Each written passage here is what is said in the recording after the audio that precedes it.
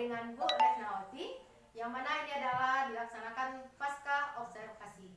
Assalamualaikum Bu Ret. Waalaikumsalam Bu Siska. Bagaimana kabar Bu Ret? Alhamdulillah sehat. Oke, terima kasih ya Bu Ret atas luangan waktu Bu Ret untuk coaching hari ini sebelum pelaksanaan observasi. Oke, mungkin sedikit kita berbincang untuk kegiatan observasi besok ya Bu Ret. Yang pertama mungkin apa tujuan pembelajaran yang akan Bu Ret sampaikan untuk besok pagi? Oke, untuk materi yang akan disampaikan besok pagi itu indikatornya KD 38 dan 48, yang mana pada materi ini tujuan pembelajarannya adalah siswa mengenal konsep tentang present continuous tense, yang mana kalimat-kalimat yang ditunjukkan dalam pola present continuous tense ini adalah menunjukkan sesuatu yang sedang terjadi, sesuatu yang sedang berlangsung. Jadi pada pola kalimatnya nanti siswa mampu membedakan mana yang merupakan kalimat positif, negatif, dan interrogatif. Kemudian metode apa yang Bu Ret gunakan? Terus kenapa Bu Ret memilih metode tersebut? Baik, dalam materi pembelajaran besok terkait present continuous tense, saya menyiapkan metode project based learning. Saya memilih metode ini supaya siswa saya harapkan bisa berkolaborasi dalam kelompok. Ada nanti project atau tugas yang akan mereka selesaikan, kemudian ditampilkan atau dipresentasikan oleh masing-masing kelompok. Kemudian apa alat atau bahan yang telah Bu Ret persiapkan? Untuk alat dan bahan, kalau peralatan sudah disiapkan laptop, infocus, dan berbagai keperluan untuk pembelajaran. Kemudian saya sudah menyiapkan PowerPoint, LKPD, lembar penilaian. Ini bisa Bu Siska dilihat di sini. Nah, ini di belakang Captera LKPD dan lembar penilaian. Nah, ada LKPD-nya, kemudian ada lembar penilaian, pengetahuan, keterampilan, dan sikap. Kemudian juga ada ini untuk penugasan berkelompok yang akan dikerjakan oleh siswa, yang merupakan proyeknya. Proyek berkelompok, nanti di proyek berkelompok ini ditempelkan ada di kertas karton, tadi juga sudah disediakan. Nanti siswa berkelompok mempresentasikan hasil karya kelompoknya. Kemudian persiapan yang lain selain PowerPoint, LKPD, penilaian, ini juga ada ini emoji. Ini emoji yang akan digunakan nanti untuk mengetahui seberapa besar apresiasi, antusiasme, dan bagaimana perasaan siswa setelah mempelajari materi ini. Jadi ini caranya nanti ditempel. Kemudian menggunakan ini sudah saya sediakan beberapa peralatan. Ada stick note, kemudian ada seperti ini, ada namanya. Nanti ini mereka tempelkan, misalnya Zaskia, bagaimana perasaannya? Mereka tempelkan pakai paku. Dikasih di caption mana sesuai dengan perasaannya atau emosi yang mereka rasakan pada saat itu. Kalau mereka bahagia, ditempelkan di sini misalnya. Seperti itu kira-kira Bu Siska. Baiklah Bu Ret, bisa Bu Ret ceritakan bagaimana tahap pembelajaran yang akan dilaksanakan? Oke, untuk tahapan pembelajaran mungkin seperti biasa Bu Siska, ada kegiatan pendahuluan, ada kegiatan inti, dan ada kegiatan penutup. Di kegiatan pendahuluan biasanya kita mulai dengan mengecek kondisi kelas secara umum, kemudian menanyakan kondisi siswa, mengecek kehadiran, mulai berdoa, kemudian mereview pembelajaran sebelumnya, mengingatkan kembali, kemudian bisa nanti ada ice breaking atau yel-yel yang di awal pembelajaran untuk membangkitkan mood atau semangat. Biasanya kalau bahasa Inggris itu ada yel-yelnya seperti bertepuk tangan, kemudian ada logo atau slogan bahasa Inggris tertentu seperti itu. Kemudian nanti pada kegiatan inti masuk mulai materi pembelajaran. Kemudian siswa diminta berkelompok, ada proyek yang mereka selesaikan berkelompok. Pada akhirnya mereka mempresentasikan hasil kerja kelompoknya. Kemudian di akhir nanti ada refleksi.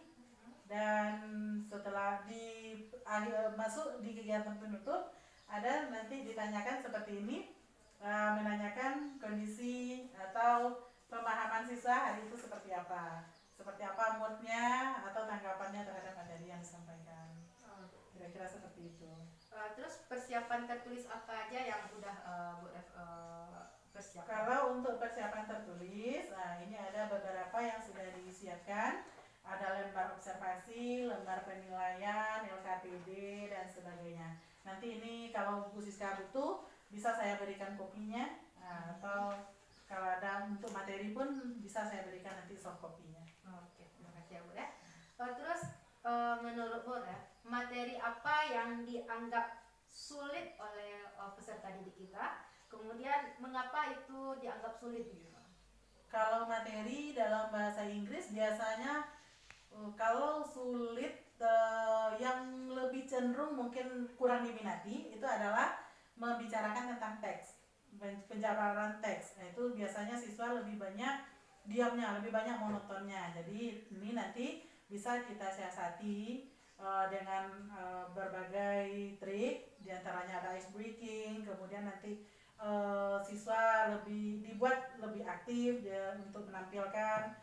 Kemudian biasanya kesulitannya terletak pada grammar dan vocabulary. Pada grammar mereka kesulitan untuk menyusun kata, kemudian pada vocabulary mereka cenderung tidak memahami beberapa makna kata, kemudian mengakibatkan sulit untuk mengartikan atau menerjemahkan instruksi yang ada pada teks tersebut. Kemudian pada pembelajaran besok ini, kompetensi apa yang Ibu Ref harapkan yang dimiliki oleh peserta didik ini? Oke, pada pembelajaran besok diharapkan melalui materi pembelajaran ini siswa mampu berpikir kritis, yaitu kompetensi critical thinking-nya. Kemudian siswa bisa berkomunikasi, menyampaikan hasil karyanya ke depan. Presentasi diharapkan ada memiliki kompetensi dalam communication-nya, dalam berkomunikasi. Kemudian kreativitas atau creativity diharapkan nanti siswa diberikan lembaran ini masing-masing, ada tugas proyeknya. Mereka menuliskan kalimat, menciptakan kalimat berdasarkan kreativitas mereka masing-masing. Pasti akan berbeda setiap kelompoknya, tergantung kreativitas masing-masing anak. Kemudian ada lagi dengan membangun kerja kelompok diharapkan siswa bisa berkolaborasi, membangun kerjasama antara teman yang satu dengan teman yang lainnya dalam kelompok tersebut. Oke, Bu Ref. Apa yang perlu perhatian khusus untuk pembelajaran besok ini, Bu Ref? Perhatian khusus terhadap pembelajaran ini mungkin karena ini terkait dengan teks, kemudian unsur kebahasaan, biasanya ini agak membosankan, cenderung membosankan penyampaian materinya. Jadi untuk materi-materi seperti ini biasanya kita siasati dengan diselipkan ice breaking. Kita harus berpandai-pandai menyiasati bagaimana supaya anak tidak bosan, supaya konsentrasinya tidak terpecah, atau bagaimana supaya moodnya bagus lagi. Jadi pada ice breaking ini setiap pembelajaran yang sudah dibuktikan sebelumnya, ini terbukti mampu menaikkan derajat perhatian siswa, mengembalikan lagi mood belajarnya itu supaya tercipta kelas yang lebih menyenangkan. Jadi intinya kelas tersebut dibuat nyaman, dibuat menyenangkan. Jadi siswa tidak merasa tertekan, mereka enjoy. Jadi kalau anak sudah merasa enjoy, sudah merasa nyaman, pasti mereka akan menyenangi pelajaran tersebut. Apalagi jika pelajaran kita tergolong mata pelajaran yang dianggap sulit. Sedikit lagi Bu Ref, kalau kita lihat dari skala 10 sampai 100, kira-kira Bu Ref berharap keberhasilan untuk penyampaian materi ini di skala berapa? Kemudian penyerapan siswanya itu harapan Bu Ref pada skala berapa juga? Kalau untuk penyampaian materi tentu kita berharap skalanya tersampaikan materi ini secara maksimal 100% kalau harapannya. Kemudian untuk penyerapannya biasanya setiap pembelajaran itu tidak akan mungkin tercapai skala maksimal 100%, semuanya akan mengerti, akan paham ketika sekali diterangkan. Tetap akan ada nanti pada materi-materi tertentu, mungkin pada kalimatnya, ada perbaikan-perbaikan. Jadi untuk skala penyerapan saya berharap bisa mencapai angka 90 atau 95%. Oke Bu Ref. Baiklah Bu Ref, terima kasih untuk coaching hari ini ya Bu Ref. Sama-sama Bu Siska. Terima kasih juga juga atas waktunya, dan kita akan observasi besok ya Bu Ref. Kalau besok tuh di kelas berapa tuh ya Bu Ref? Besok kebetulan mengajar di kelas 83 jam kedua ketiga. Oke. Ya Bu Ref, sampai berjumpa untuk besok pagi. Terima kasih sebelumnya Bu Ref. Saya tutup. Assalamualaikum warahmatullahi wabarakatuh. Waalaikumsalam warahmatullahi wabarakatuh.